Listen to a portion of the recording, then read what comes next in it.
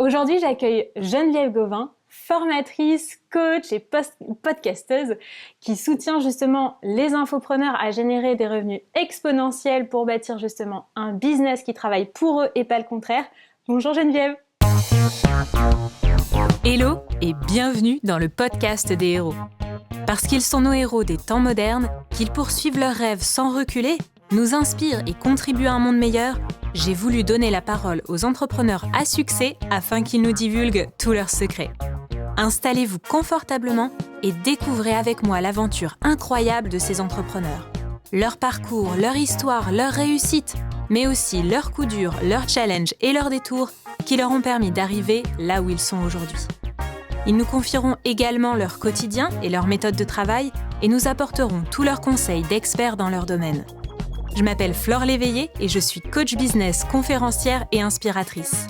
J'accompagne les entrepreneurs et futurs entrepreneurs dans la relation d'aide, que ce soit des coachs, thérapeutes ou accompagnants, à développer une activité pleine de sens pour eux comme pour le monde, à innover, se distinguer et vivre leur vie rêvée. J'ai ainsi créé la pépinière L'éveil des entrepreneurs, un accompagnement sur 6 mois pour créer et développer son métier passion dans la relation d'aide. Salut Flore, comment ça va? Ça va super bien. Merci à toi d'avoir accepté mon invitation. Ça me fait hyper plaisir de t'accueillir. Et en fait, moi, je t'ai connue par le biais d'une amie qui vit à Ottawa, justement, qui est française installée à Ottawa et qui m'a dit « Flore, il faut à tout prix que tu ailles regarder ce que fait Geneviève. C'est trop bien, tu vas adorer. » Merci à ton amie. Et c'est vrai que c'est hyper inspirant quand on voit tout ce que tu partages au quotidien. J'adore ton côté hyper coloré. Enfin voilà, on voit aussi ton dynamisme et c'est assez inspirant quand on voit qu'à 23 ans, tu as créé ta propre activité en gardant toujours en tête que tu voulais que ce soit ton entreprise qui soit au service de la vie que tu voulais mener. Et justement, je voulais te demander, est-ce que tu peux nous parler un peu de ton parcours justement ? Oui, absolument. Comme tu as mentionné, ça commence officiellement en 2013, un petit peu plus tôt avant ça, où je me suis mis les mains dans tout ce qui était univers web, les blogs, plus autour de même 2011. Donc, j'ai commencé à me former là-dedans, mais c'était pas dans le but nécessairement d'avoir ma propre entreprise, de devenir travailleur autonome. Je voulais un peu plus de liberté. J'étais à l'université à l'époque, puis on avait des stages. Donc, j'avais eu l'opportunité finalement d'avoir de l'expérience de travail dans le milieu que j'allais travailler techniquement à la fin de mon baccalauréat. Et j'ai vraiment pas aimé ça. Puis j'étais comme non, ça va pas aller, j'aime pas ça avoir un patron qui me dit quoi faire, j'aime pas ça avoir des limites sur mon horaire, j'aime pas ça être trop guidée finalement par quelqu'un d'autre, par les objectifs des autres. Donc ça a commencé à me travailler un petit peu. C'est là où j'ai commencé à m'intéresser à tout ce qui était un peu web, par l'intermédiaire de mon copain qui, lui, travaillait à construire sa propre business, vraiment dans une autre niche, mais c'était encore dans les infoproduits. Donc, lui, il était en train d'écrire un e-book qui s'appelait « The Truth About Fat-Burning Foods » dans la niche de la santé fitness en 2013. Donc, on était loin des formations, mais on était dans les infoproduits, on était dans l'affiliation déjà où la seule façon qu'on vendait finalement ce e-book-là ou qui allait vendre ce e-book-là, c'était à travers des affiliés qui faisaient la promotion de son e-book à leur très grosse communauté. Donc, dès le début où on s'est associé finalement, on s'est vraiment mis les mains là-dedans, dans ce modèle d'affaires-là, qui allait nous supporter plus tard parce que ça nous a pris quand même 1 an ou 2 avant de comprendre vraiment que notre entreprise qu'on est en train de créer devait nous supporter. Initialement, la plupart des gens se lancent en affaires pour la liberté, pour avoir un horaire comme ils veulent, puis rapidement, ils tombent dans une nouvelle prison qui se sont créés eux-mêmes. Complètement. L'ironie des choses. Donc, on est un peu tombé dans cette sorte de prison-là aussi. On a eu des conflits avec nos anciens partenaires, puis ça a comme un peu révolutionné comment on voyait les choses, puis comme quoi en tout cas, la relation avec ces anciens partenaires-là qui nous avaient aidés à lancer le e-book de mon copain s'est envenimée, puis rapidement, on a commencé à se questionner sur nous-mêmes, qu'est-ce qu'on voulait dans la vie, ce genre de choses-là. Et c'est là où on a décidé, OK, nous autres, on veut voyager, on va faire tout en notre possible pour qu'on puisse le faire, qu'on n'ait pas besoin de rester au Québec, qu'on n'ait pas besoin d'avoir un horaire précis, même quand on est rendu en Thaïlande, quand on est rendu... initialement, on a fait un tour à Paris pendant 3 mois aussi, en Australie.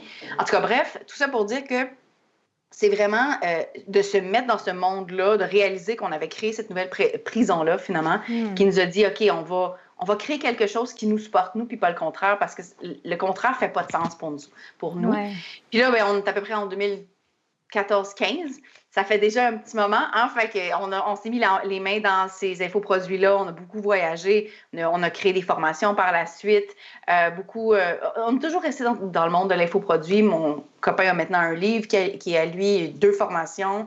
J'ai éventuellement migré vers le marché francophone parce que tout ça était sur le marché anglophone.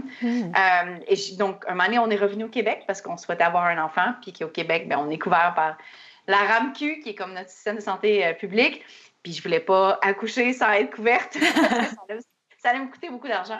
Bref, on est revenu au Québec, puis j'ai commencé à me mettre les mains dans l'entrepreneuriat québécois parce que j'étais passionnée par le sujet. Et puis, à partir de ce moment-là, je me suis dit, hey, j'ai beaucoup d'expérience dans le domaine de l'infopreneuriat. J'ai rencontré plein de monde sur la planète, littéralement, en voyageant, qui m'ont montré différents modèles d'affaires pour faire de l'argent sur le web. Je voulais partager la bonne nouvelle, puis je voulais aider les gens au Québec, initialement, sur la francophonie, c'est pas que le Québec, évidemment, mais initialement au Québec, à apprendre tout ce que j'avais appris, puis à les aider à avoir une entreprise qui travaille pour elles, puis pas le contraire. Wow, c'est super intéressant. Justement, sur ton site, tu dis, depuis le début de ton parcours, justement, tu as expérimenté plein de modèles d'entreprises en ligne différents, avec la création de blogs, etc., lancement de podcasts.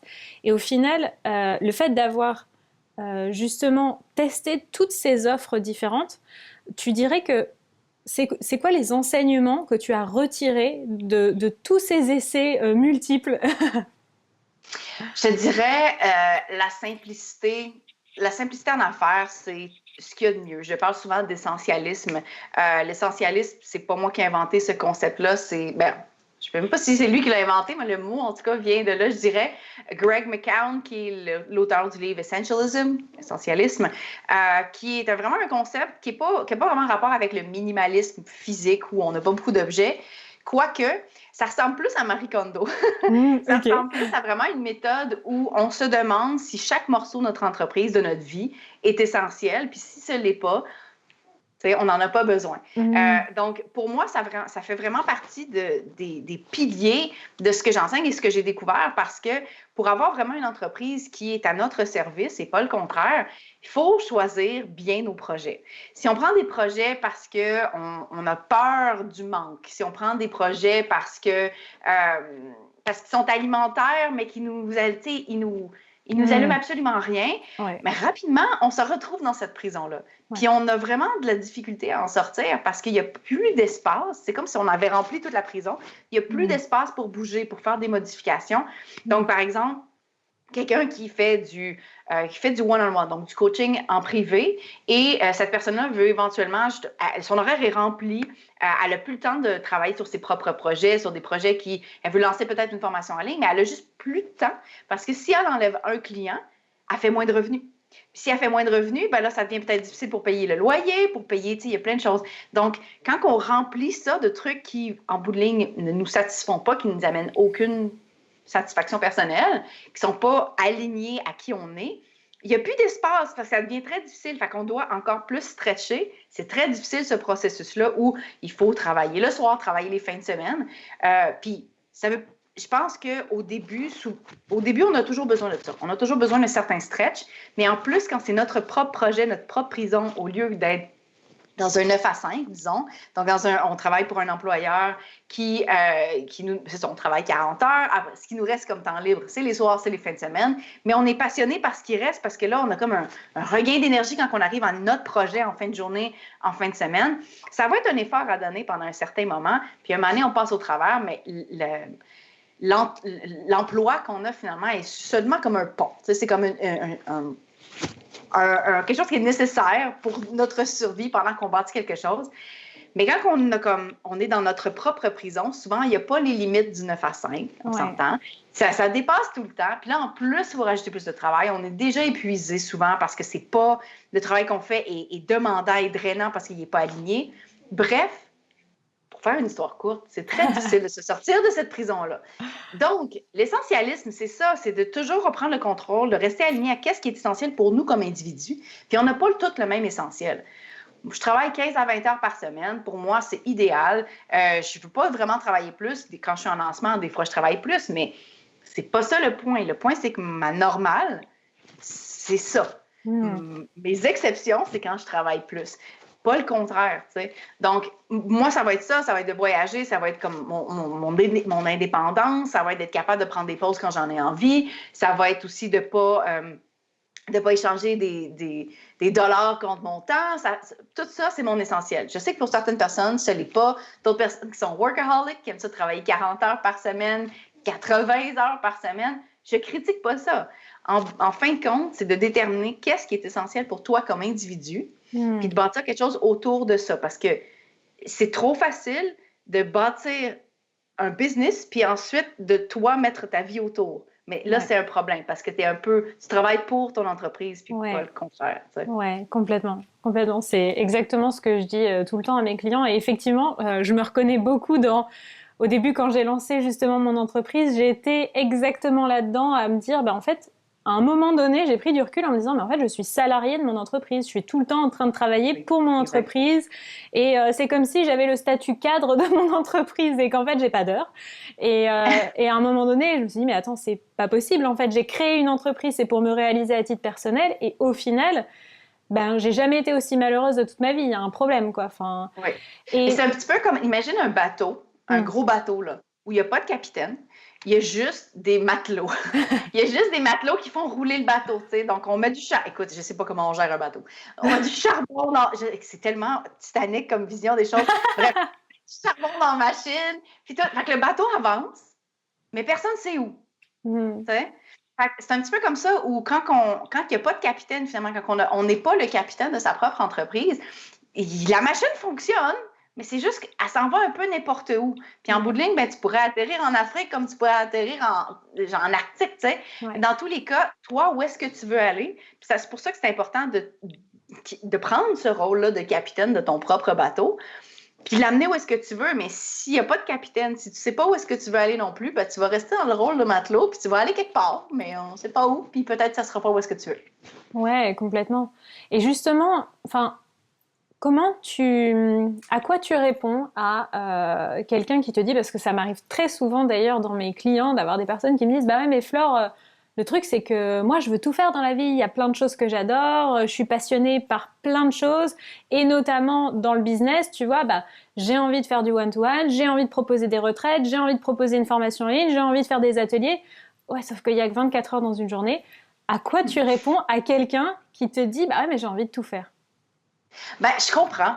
Je comprends absolument parce qu'on est tous des individus avec plusieurs facettes, des individus complexes. On est rarement une personne avec, tu sais, comme one trick pony, là, en anglais, qui disent où on sait faire qu'une chose, où on a juste envie de faire une chose. Mais je pense que c'est un trait entrepreneurial très fort où on essaie tous de rentabiliser tout.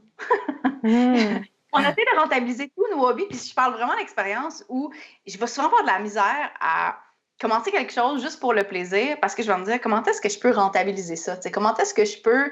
Puis c'est pas une perte de temps, mais c'est rarement une perte de temps quand ça te feed, quand ça t'amène du plaisir. C'est quand ce genre de choses-là. Donc, c'est pas une perte de temps déjà, une première chose, parce que c'est ça. Il faut faire la différence aussi entre un hobby et quelque chose qu'on veut faire toute la journée, qu'on peut être payé pour aussi. Parce que des fois, il y a des choses qu'on aime, qu'on n'est pas nécessairement expert. Est-ce qu'on le ferait toute la vie? Il y a plusieurs questions à se poser.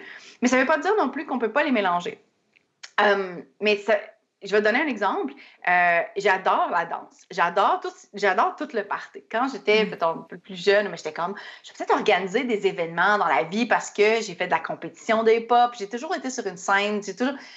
Puis, je retrouve maintenant des éléments de ce que j'aime, de tout ça, du party, de la fête, dans mon entreprise de tous les jours.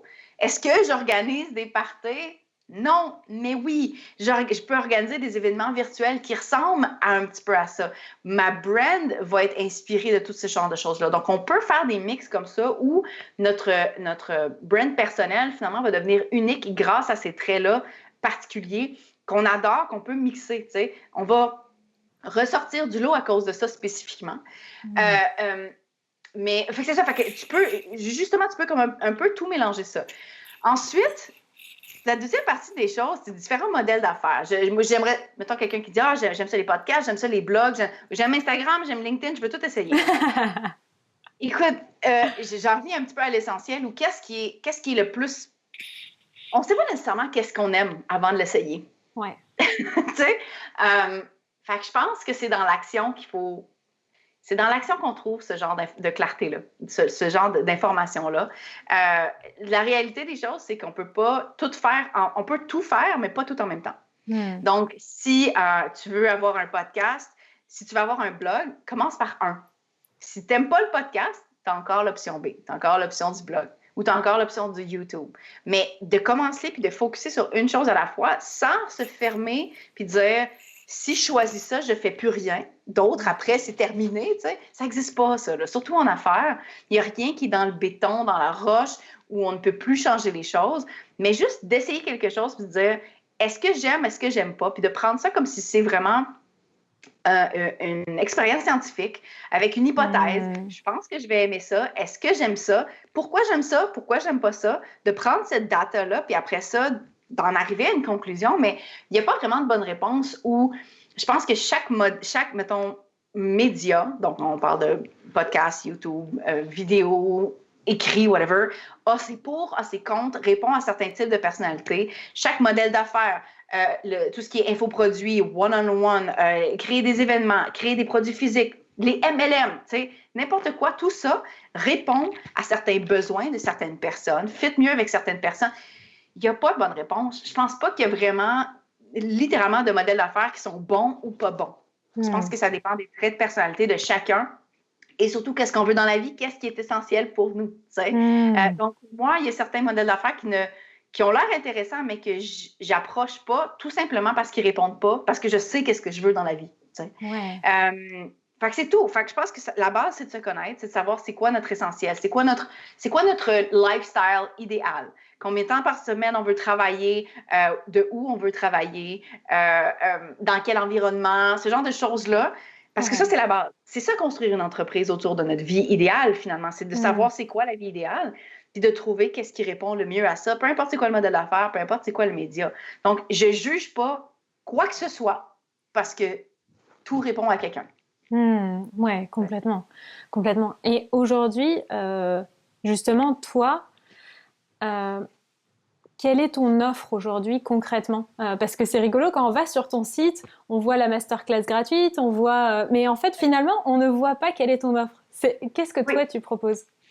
Ben, dans la session formation, je parle des deux seules formations que j'ai, mais j'ai 2 formations tout simplement. Donc, à travers le temps, j'ai essayé un petit peu de faire du one-on-one pour me mettre les mains là-dedans, pour essayer. J'ai fait du service aussi.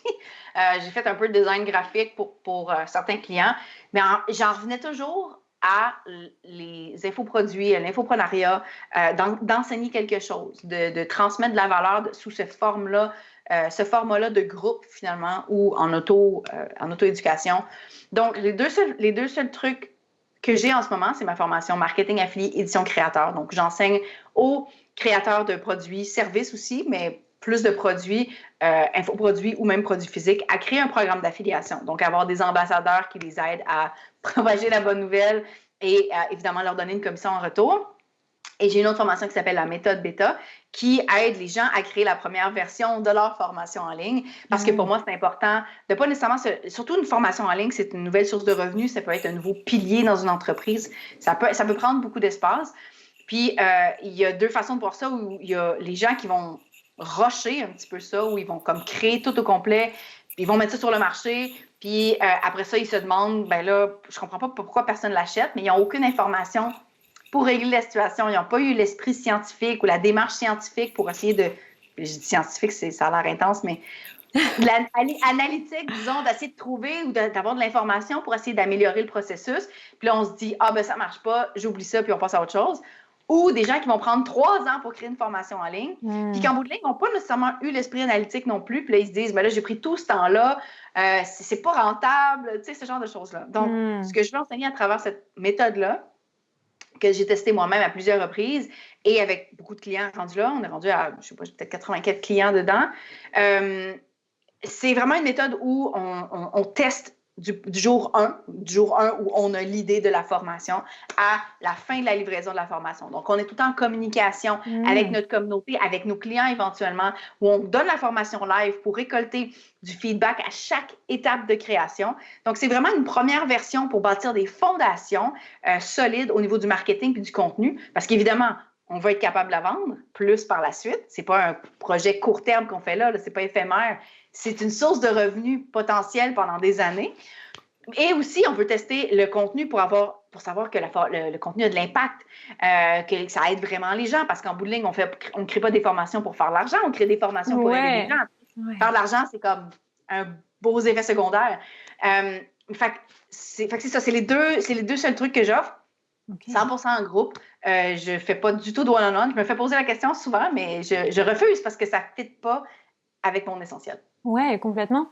Mais justement, toi qui es vraiment, on peut dire du coup, experte de lancement de formation en ligne, est-ce que tu veux bien nous raconter la première fois que toi, tu as lancé une formation en ligne? Genre, est-ce que justement, tu étais dans le premier cas de figure de celles qui passent 3 ans à faire une formation ou au contraire, à tout le temps être... Enfin voilà, raconte-nous. Je suis un peu en deux chaises où j'ai pas passé 3 ans, mais je ne l'ai pas rushé non plus.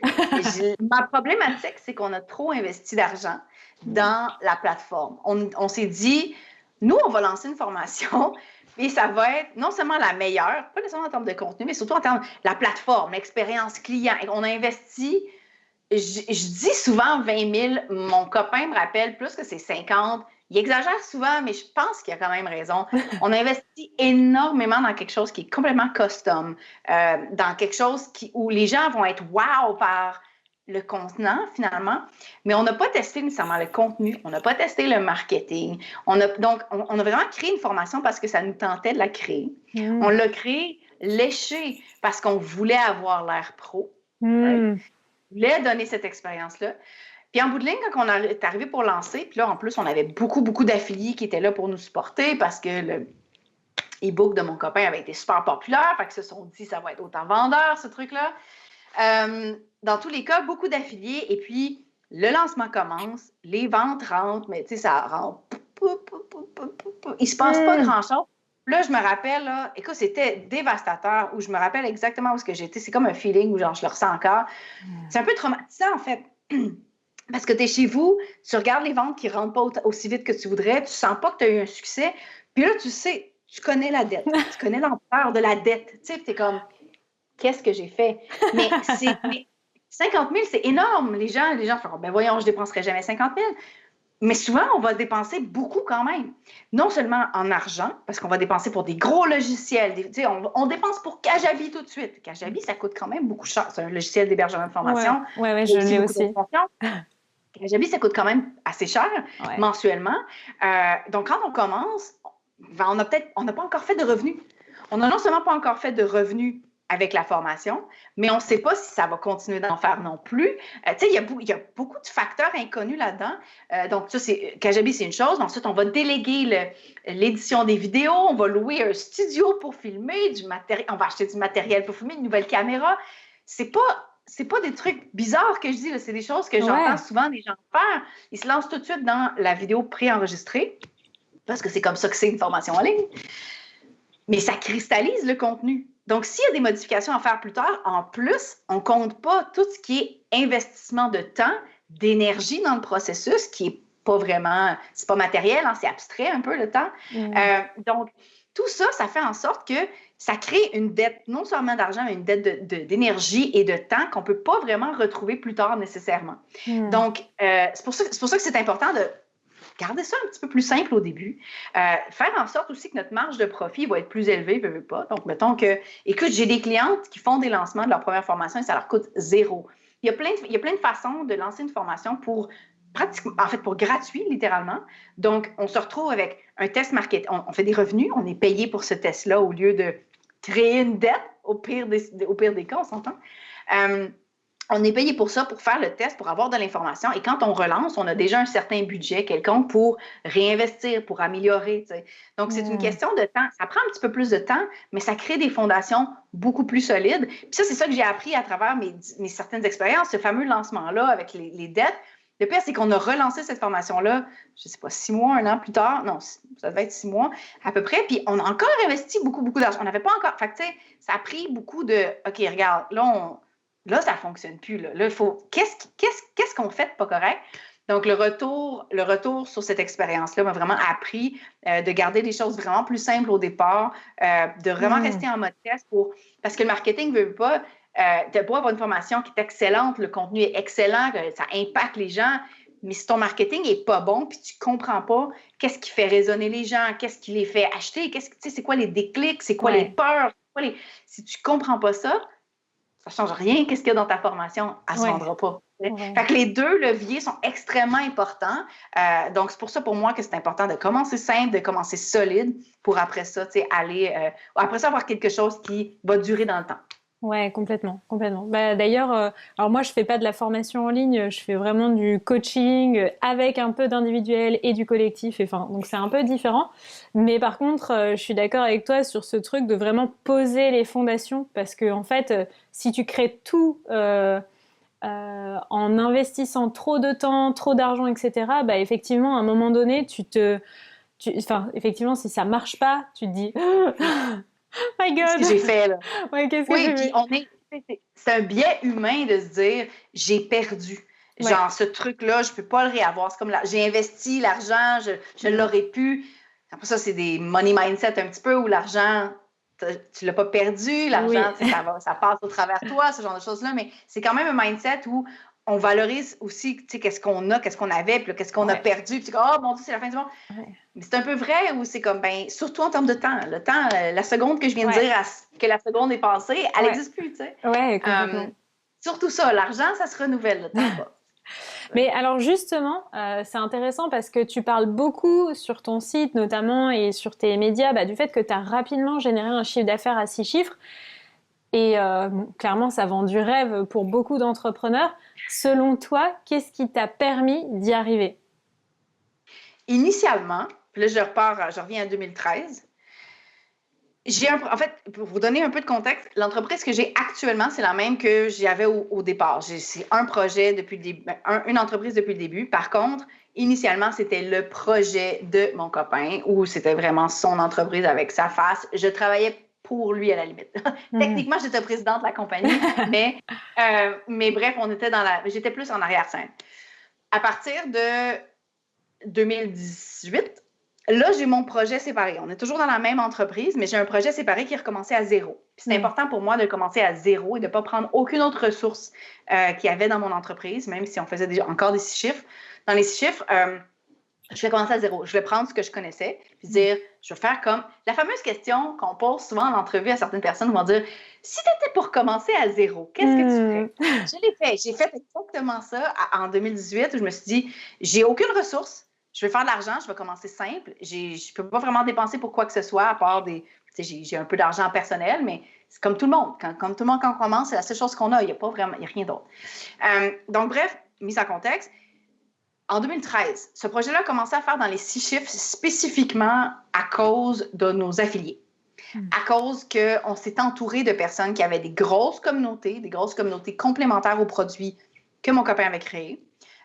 Qui nous ont aidés finalement à toucher encore plus de personnes. L'affiliation a été dès le début l'outil qui nous a fait vraiment, qui a fait exploser notre chiffre d'affaires, spécifiquement parce qu'on n'a jamais utilisé je parle de mon copain, n'a jamais utilisé vraiment les médias sociaux, vraiment. Pendant longtemps, il n'y avait même pas de site web. Donc, la seule façon que les gens pouvaient nous trouver, c'était au travers d'affiliés, spécifiquement. Il n'y avait aucune autre façon. Donc, les gens achetaient. Il n'y avait pas de list building, il n'y avait pas de communauté. La communauté, c'était que des acheteurs. Donc, les gens rentraient, les gens rentraient par l'achat du livre. Puis ensuite, on pouvait le revendre, disons, nous, être affiliés pour d'autres personnes et faire du remarketing, finalement. Il n'y avait que ça. Il y avait rien d'autre. L'affiliation, hands down. En 2018, parce que là, c'était comme une autre entreprise, finalement, Ça m'a pris, en fait, jusqu'à 2020, en fait. Ça m'a pris jusqu'à 2020 pour commencer à faire dans les 6 chiffres. Fait qu'au lieu de commencer comme ça m'a pris plus de temps. Entre autres parce que je n'avais pas accès nécessairement à des affiliés aussi majeurs qu'à l'époque. Mais là, il y a aussi toute la game des médias sociaux qui était complètement différente qu'à l'époque, en 2013, où on pouvait... En tout cas, ça existait déjà, mais c'était moins, je sais pas, c'était moins intense, c'était moins fondation de l'entrepreneuriat, disons.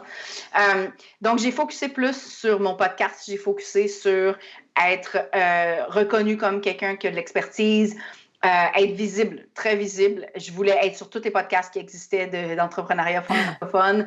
Je voulais être visible. Donc, ça m'a pris comme 2 ans et demi, en fait, à atteindre au moins 100 000 pas cumulatif, mais une année à. C'est ça m'a pris plus de temps, mais j'ai aussi eu des affiliés qui m'ont aidé dans le processus. J'ai eu des affiliés pour le premier vrai lancement de ma formation sur l'affiliation, justement. Il me fallait comme des affiliés pour ma formation sur l'affiliation. Donc, qui m'ont aidé à ce moment-là aussi. Puis ensuite, j'ai eu le bundle catching, qui est encore une fois de l'affiliation. Je veux pas, là, c'est que basé sur l'affiliation. Donc, tout ça, ça m'a amené beaucoup de visibilité. Donc, pour résumer tout ça, pour faire une histoire courte, une réponse courte à ta question, les collaborations, l'affiliation, c'est ça qui a amené les chiffres dans tous les 2 cas. C'est d'avoir le support d'autres entrepreneurs complémentaires qui croient en notre offre, qui nous a aidés initialement à avoir beaucoup de trafic pour le fameux e-book. Et ensuite, par la suite, c'est un peu la même chose, où quand l'union fait la force, en bout de ligne. Puis, dans les 2 situations, pour moi, c'est ça qui explique mes 6 chiffres. Outre une expertise qui s'est bâtie, une réputation, un branding quelconque. Mais ça, je te dirais que c'est une des clés importantes de ce succès-là. Ouais, OK. Mais justement, c'est intéressant parce que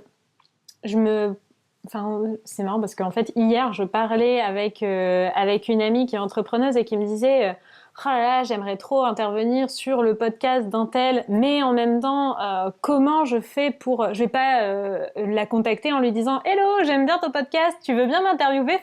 Et du coup, on en discutait et c'est marrant que tu te dises ça. Je me dis « Toi, est-ce que c'est quelque chose que tu conseilles justement de dire en fait, tu vas au culot, quoi, et puis tu verras bien ce que la personne te répond ?» Veux pas, parce que ça dépend, dans le sens où tu peux t'essayer. Je veux dire, il y a des gens qui s'essayent des fois, puis j'ai un espace, puis le sujet est intéressant, puis ça fonctionne, puis c'est tout, tu sais. Je pense qu'il y a des façons de faire un bon pitch pour un podcast. Je vais donner un exemple qui est arrivé hier, puis qui me fait j'y pense, puis ça me fait rire. Il y a quelqu'un qui m'a contacté, puis je vais pas donner, je me rappelle plus de son nom, je pourrais même pas nommer de nom, là, qui dit je représente un tel, seriez-vous intéressé à l'avoir sur son podcast? Faites juste me répondre. Puis là, je suis genre, est-ce que je suis supposée savoir c'est qui cette personne-là? Ouais, j'avoue. Est-ce que je suis supposée savoir c'est qui? Mais il n'y a pas de mise en contexte de cette personne-là pourrait parler de quoi? Comment est-ce qu'elle pourrait aider mon audience? Est-ce que c'est complémentaire avec ce que j'offre déjà? C'est tout, là. Je ne veux pas être plate pour cette personne-là, mais c'est le pire pitch que j'ai reçu récemment. C'est vraiment où j'ai pas d'informations sur quoi que ce soit, je peux pas prendre de décision. Donc, mais ça veut pas dire que quand je reçois un pitch d'une personne que je connais pas, je le considère pas. Moi, qu'est-ce que je considère? C'est est-ce que c'est complémentaire au sujet que je veux enseigner, de la ligne directrice, la ligne éditoriale, finalement, de mon podcast. Premièrement, est-ce que j'ai un trou? Quand est-ce que j'ai un trou? J'essaie tout le temps d'être booké, idéalement 3 mois d'avance, ce genre de choses-là. Fait que, tu sais, ça se peut que je puisse pas booker la personne avant septembre, tu sais, mais si ça m'intéresse, je vais quand même essayer de le faire pareil. J'essaie pas de choisir mes invités de podcast seulement basés sur leur audience, leur réputation. C'est sûr que c'est le fun parce que ça m'amène de la visibilité aussi quand la personne va partager potentiellement son entrevue, tu sais. Mais moi-même, je le fais pas beaucoup ces temps-ci, mais si je veux être sur un podcast, je vais m'arranger pour que la personne comprenne pourquoi ça a de la valeur ce que je vais amener à son podcast, tu sais. Fait que je pense pas que c'est avoir du culot, je pense pas que c'est juste de dire j'amène quelque chose, je vais te montrer c'est quoi autre personne, puis tu sais, je suis pas là pour te voler de la visibilité ou je suis pas là pour quoi que ce soit, je suis là pour aider ta communauté, je suis là pour t'aider à créer du contenu sur ton podcast parce que tu n'auras pas à le faire à la limite, tu sais. Ouais. Fait on amène quelque chose. Je pense, faut pas voir ça comme si on nuit ou on dérange les gens qui ont un podcast. On est tout le temps à la recherche d'un nouveau contenu. Je suis rendue dans ma 4e saison, là, tu sais, des fois, faut que je découvre des nouvelles personnes aussi. Ouais. Fait à la limite, des fois, ça nous rend des services. Fait que faut pas avoir peur de contacter les gens, mais il faut le faire de façon concise, il faut le faire de façon claire. J'ai fait un épisode de podcast là-dessus, justement, par rapport à ce que je m'attendais quand les gens me contactaient. Mais ça s'applique à n'importe qui, où vraiment, on va faire comprendre, on va faire passer le message qu'on a besoin de faire passer, mais on est là aussi pour rendre la tâche facile à la personne qui reçoit le courriel. Comme je te dis, moi, là, le d'autre qui me dit « Serais-tu intéressé? » Puis je suis genre « OK, là, il faut que je te réponde. On va parler de quoi? T'es qui? C'est quoi tes disponibilités? Quand est-ce? » Tu sais, je veux dire, il y a trop, ça me demande trop. Puis je te connais, on n'a aucune relation encore. Ouais. Donc, je pense que surtout quand on n'a aucune relation avec la personne à qui on pitch, c'est vraiment important de rendre, c'est une première impression, là, fait que de la rendre bien. Là. Donc, je ne conseille absolument pas le petit courriel de Catherine qui vraiment pas. Ouais, j'adore. Et alors, justement, quand même, c'est super intéressant de voir que tu es chef d'entreprise, tu fais des podcasts, tu es coach, enfin voilà, et en plus de ça, t'es maman, quand même. Plus t'es aussi un être humain qui a besoin de temps pour lui-même. Enfin, donc, comment tu t'organises au quotidien pour réussir à tout concilier? J'ai une situation extraordinaire où mon copain, mon mari, a le même travail que moi. On ne fait pas les mêmes choses, mais on a exactement le même format. Parce qu'on l'a créé ensemble. Donc, je réalise que c'est une situation qui n'est pas unique, qui est accessible à tous à la limite, mais quelqu'un qui écoute ça et qui se dit « Ouais, mais moi, mon mari travaille encore du 9 à 5, puis il ne peut pas nécessairement lâcher son emploi maintenant. » Même s'il y a des envies d'entrepreneuriat, ça va peut-être prendre du temps avant qu'il devienne lui-même en contrôle 100% de son horaire. Mais moi, pour répondre à ta question, avec mon copain, on a bâti ça ensemble. Donc, il travaille autant que moi, autant peu que moi, finalement. 15 à 20 heures semaine. Lui, on va s'alterner. En plus, mon fils ne va pas à la garderie. Donc, mais ce qui est vraiment une chose extraordinaire, parce que, on peut passer plus de temps avec lui. Je le connais très bien comme individu. Je le vois grandir. J'ai un peu plus de contrôle aussi sur qu'est-ce qu'il devient comme humain. Tu sais, des fois, quand on l'envoie... Je vois très bien. Bon. Mais dans tous les cas, il faut que quelqu'un s'en occupe.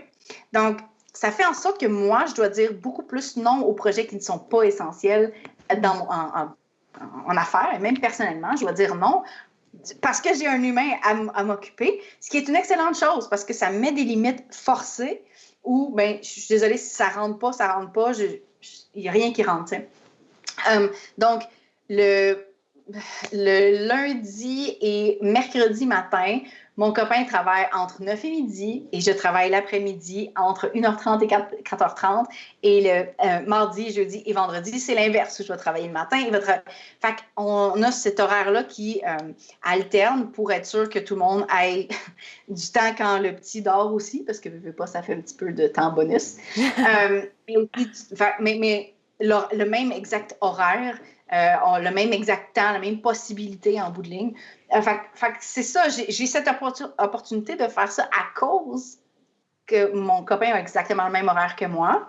Cela dit, je parlais avec Doriane Baker hier, qui me disait qu'elle, son mari, si je ne me trompe pas, a un emploi 9 à 5, et qu'elle travaille aussi 15-20 heures semaine. Son enfant va à la garderie ou à la crèche, comme elle dit, de temps en temps, quelques jours semaine. Fait qu'elle a aussi un horaire qui est très restreint. Fait que ça se fait quand même. Ça se fait quand même, mais encore une fois, il faut en revenir à... Il faut dire non beaucoup. Je reçois des demandes d'entrevue ces temps-ci, puis je vois aussi mes projets qui s'en viennent. J'ai un lancement qui s'en vient, j'ai ce projet-là qui s'en vient en collaboration avec d'autres personnes. Puis les entrevues, c'est le genre de choses que ça te tente de faire. Tu ne veux pas dire non parce que c'est agréable, on le fait ensemble. Mais que des fois, ça va te remplir l'horaire. Puis donc, je vais devoir dire non. Puis c'est pas parce que j'aime pas la personne. Ça n'a rien par rapport à la personne. C'est du self-care. Oui, bien sûr. C'est juste de dire, je ne peux pas en prendre plus parce que sinon, c'est mon lifestyle qui va prendre le hit. Puis pour moi, ça ne fonctionne pas. Même chose pour n'importe quel autre projet de collaboration. Quelqu'un m'invite à être affilié pour son lancement, mais c'est pas au bon moment. je dis non beaucoup plus que je dis oui. Ce qui fait en sorte que je peux avoir ce lifestyle-là. Évidemment, la situation avec mon chum et l'entreprise fait en sorte que c'est plus facile, disons. Mais la base de tout, c'est de dire non le plus possible, tu sais. Ça ressemble à ça. Ouais, mais en fait, ce que je remarque du coup, c'est vraiment à quel point c'est hyper important de savoir où tu veux aller. On en revient justement à cette histoire de capitaine où en fait, si tu sais clairement à quoi tu as envie que ta vie ressemble, ça va être une évidence pour toi de dire non quand finalement là tu vois bien que ça va te demander de finalement faire une petite heure de plus. Alors ça paraît pas grand-chose, mais si tu commences, en fait finalement c'est un peu... Si tu commences à dire oui, tu ouvres la porte. C'est un peu comme un ancien alcoolique, s'il commence à boire un verre d'alcool, c'est foutu, quoi. Enfin, Non, mais exact. C'est vrai, parce que j'aime ça travailler. J'adore travailler. Quand je travaille avec passion. Mais quand je travaille pas avec passion. Ouais. Tu sais, c'est un peu les deux. Donc, de mettre ces limites claires là, tu sais, je vais donner un exemple qui est tout simple. L'outil de gestion de mon horaire, Calendly, que potentiellement que tu connais, il n'y a pas d'espace pour quoi que ce soit qui n'est pas dans l'horaire de 15 heures. De 15 heures, pas 20, 15. Si la personne veut booker à l'extérieur, elle ne peut pas. C'est 100% indisponible. Donc, ça, c'est extrêmement simple, on s'entend, de mettre ces règles-là automatisées, où c'est même pas toi qui as besoin de dire oui ou non, parce que l'humain va être capable de dire « Ah, ben là, je vais faire une exception, c'est pas grave, c'est juste une heure, je vais demander à mon copain si on peut échanger, si ça lui dérange-tu, non? » L'humain va être capable de... L'humain va vouloir s'adapter, s'ajuster, en faire un petit peu plus. Le calendrier automatisé s'en fout. Il fait juste dire, il n'y a pas de place, puis that's it.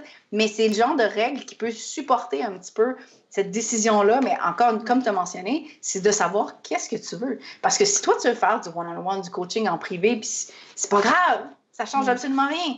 La base de mes enseignements, c'est créer une business qui travaille pour toi, pas créer que des infoproduits. M'en fous. Genre, si tu veux une business qui travaille pour toi, qui ressemble à la mienne, je vais t'enseigner comment faire.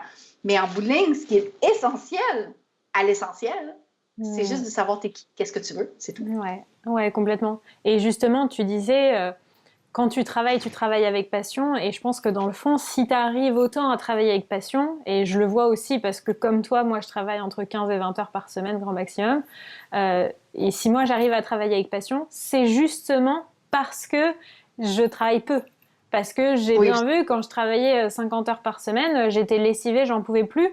Et même si j'étais à fond dans mon truc, etc., au final, j'étais tellement fatiguée que en fait, je prenais plus de plaisir nulle part. Même dans mon temps libre, j'avais pas de plaisir, en fait. Donc, c'était horrible. C'est un peu la règle de Parkinson. Je sais pas si tu la connais, où on va prendre l'entièreté de l'espace qui est donné, on va le remplir pour une certaine tâche. J'ai parlé avec j'ai souvent parlé à travers les années avec mon copain, puis depuis qu'on travaille, on travaille 15 heures officiellement vraiment strict depuis que mon fils est né, parce qu'avant ça, mais j'ai déjà travaillé 40 heures le plus, là. Puis on a eu la discussion souvent avec lui où on se disait, qu'est-ce qu'on faisait avant? Genre, c'est quoi les tâches qu'on faisait? Comment est-ce qu'on faisait pour remplir 40 heures? Si, maintenant, on est capable de faire autant, sinon plus, de revenus en 50% moins de temps. Mais ça en dit long sur comment on va remplir notre horaire pour avoir l'impression qu'on travaille, qu'on avance, si on se donne 40 heures. Mais si on limite, on va faire que l'essentiel pour être capable d'avoir une entreprise qui fonctionne. Fait que ça a l'air restrictif, mais en fin de compte, on fait des choix qui sont plus performants, efficaces, alignés, ce genre de choses-là, au lieu de juste dire « Ah, mais j'ai plus de temps. Je vais me partir un compte LinkedIn, puis je vais, tu sais, ou genre, tu sais, essayer plein de patentes. » Essayer des choses, c'est pas ça le problème. Mais le problème, c'est juste de ne pas avoir de stratégie ou de juste essayer de remplir, de faire du travail pour faire du travail. Ça aide rien, ça vide ça vide complètement ton énergie. Puis en fin de compte, après ça, c'est ça. T'es pas comme accompli, tu te sens pas aligné avec ce que tu fais. Donc, en bout de ligne, t'es pas mal mieux de travailler moins, avoir plus de temps pour toi. Puis quand tu travailles, tu travailles avec passion. Puis quand tu travailles pas, tu fais ce que tu veux. Ouais, complètement.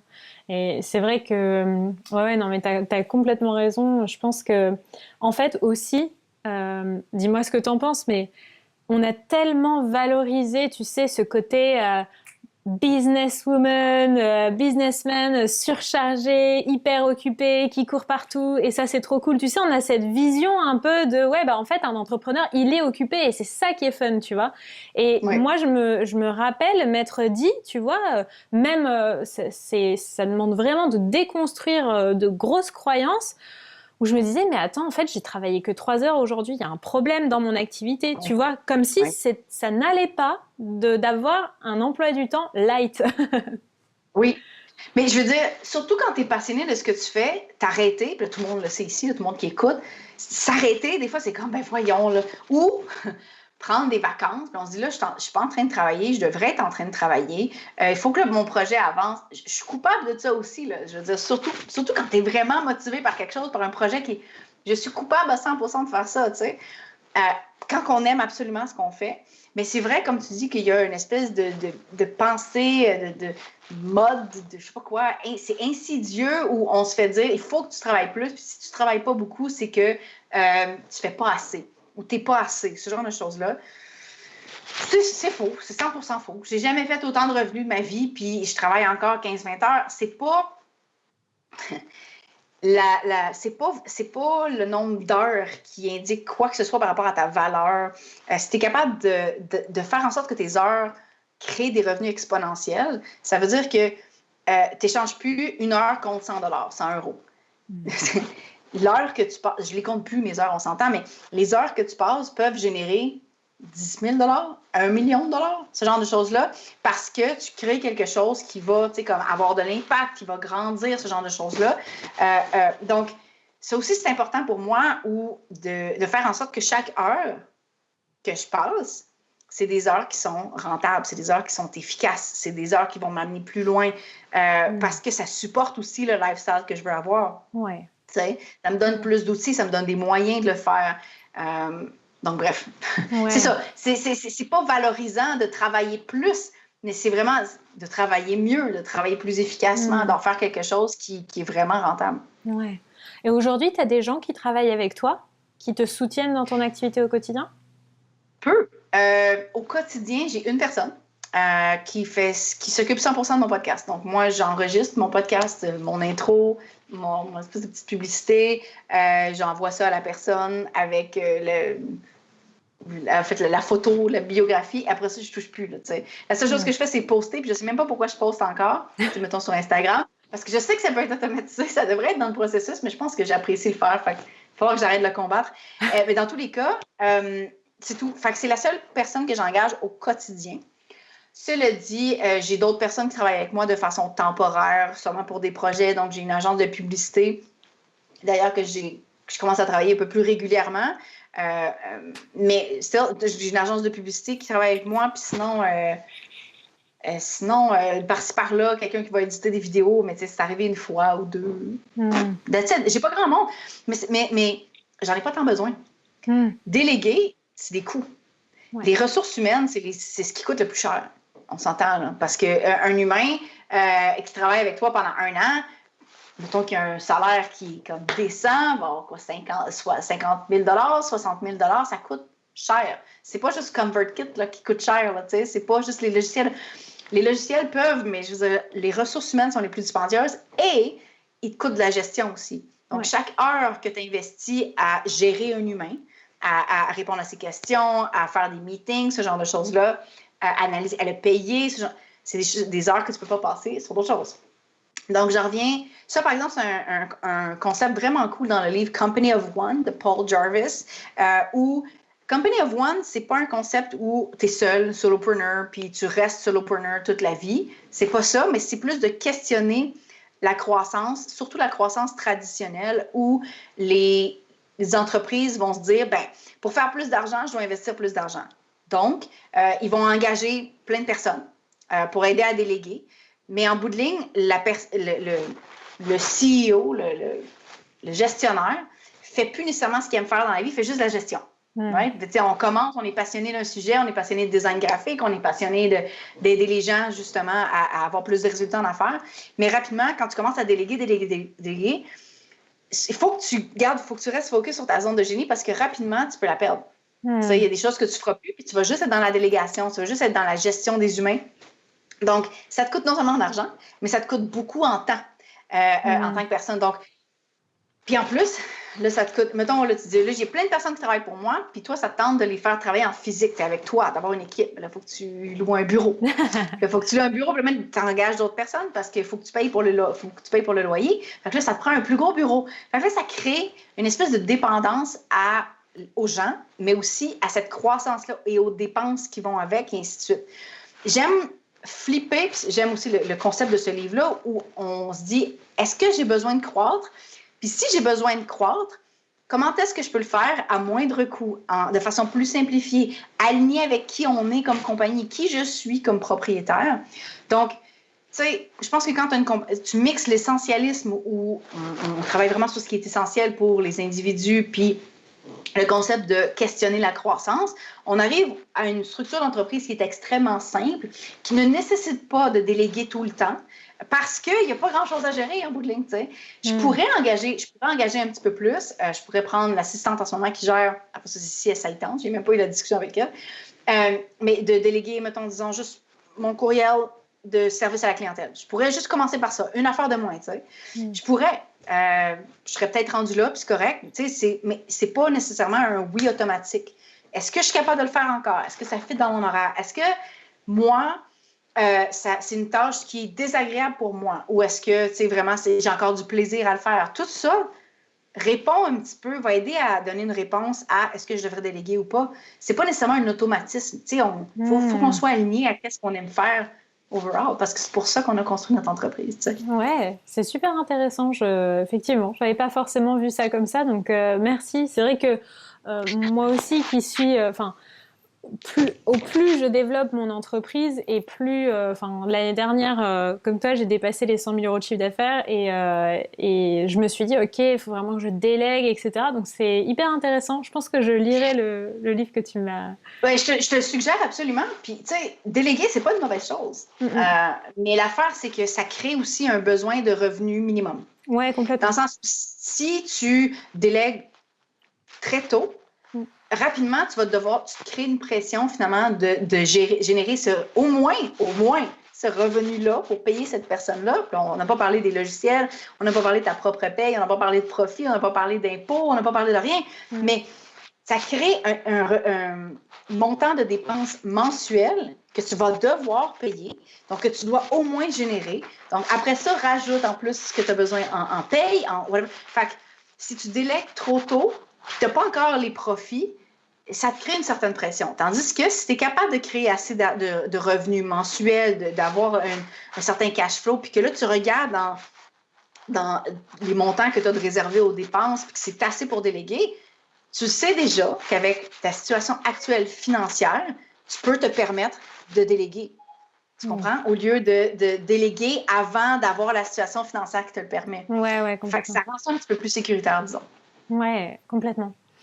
Et dernière question, si tu devais donner, j'aime bien poser cette question, si tu devais donner un conseil à ceux qui veulent se lancer justement dans un projet, par exemple, justement de formation en ligne, ce genre de choses, ce serait quoi? Qu'est-ce que tu donnerais comme conseil? C'est un conseil à deux facettes. De prendre son temps. De ne pas prendre son temps dans le sens, prends pas 3 ans. Parce qu'encore une fois, on l'a mentionné tantôt, ce qui arrive avec ça, c'est qu'en bout de ligne, on se dit, c'est pas rentable, ça me fait 3 ans que je travaille là-dessus. Puis là, tu fais ton premier lancement, puis tu fais 3 000 euros. Tu fais comme, mais voyons donc, j'ai pas travaillé 3 ans pour 3 000 euros. Mais en même temps, de prendre le temps de faire les choses bien.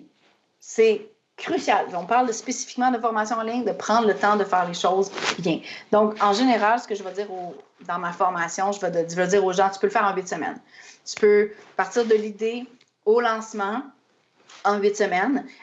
C'est assez court, on s'entend, mais c'est de le faire simple. Tous les principes que j'ai partagés aujourd'hui, là, de garder les marges de profit élevées, de garder ça simple pour diminuer les risques aussi, parce que veux pas, on ne va pas se retrouver comme dans ma situation à 50 000 de dette où il faut couvrir en plus un montant. On garde ça simple, on le fait bien, mais c'est sûr que c'est une étape qui est supplémentaire parce que tu peux le lancer tout de suite là, en préenregistré, mais je préfère qu'on fasse le test. Quelqu'un qui écoute ça puis qui a un emploi puis qui se dit « Oui, mais tu sais, je veux avoir mon entreprise maintenant », prends ton temps. T'es mieux d'avoir ta sécurité d'emploi qui te paye pendant que tu crées ce projet-là, pendant qu'il devient rentable, pendant qu'il est solide, que tu sais qu'il se vend et qu'il se revend et ainsi de suite. Puis qu'après ça, tu peux lâcher. Même chose pour n'importe quelle autre chose où on peut se lancer directement dans un gros projet comme ça de formation. C'est une nouvelle source de revenus, c'est majeur, là. C'est un nouveau pilier dans une entreprise. De bien le faire, de le faire en testant, de le faire avec un esprit qui est analytique, de ne pas prendre les choses personnelles non plus, d'ajuster, d'écouter. C'est un conseil avec plein de sous-conseils, on s'entend, mais je pense que c'est important justement de prendre son temps, de le faire correctement, parce qu'on n'est pas là pour faire des choses éphémères, on est là pour bâtir une entreprise qui supporte sa vie, puis ça prend quand même du temps. Merci Geneviève, merci d'avoir répondu à toutes mes questions et j'espère vraiment que ça va inspirer du coup plein d'entrepreneurs qui se disent ouais j'ai envie de le faire mais en même temps je sais pas par où commencer donc merci. Je pense que déjà je dirais que là moi ce que je retiens vraiment de tout ce que tu nous as dit, c'est aussi surtout vraiment de toujours garder en tête qu'est-ce que tu as envie d'avoir comme vie, à quoi tu as envie qu'elle ressemble. Et ça dépend de chacun. Il n'y a pas un modèle unique, mais surtout, ça, si tu l'as en tête, tu peux être sûr que tu ne vas pas te tromper, en fait, plus ton entreprise va se développer. Donc, merci. Je vais vous mettre tous les liens de Geneviève dans la description. Et puis, merci à tous les auditeurs pour leur écoute. Avant de se quitter, si le podcast vous a plu, pensez à le partager en nous taguant moi et Geneviève en story, si c'est sur Insta ou sur Facebook. Et voilà, vous abonner aussi si vous voulez être informé des prochains invités. Merci à tous et très belle journée. Bye.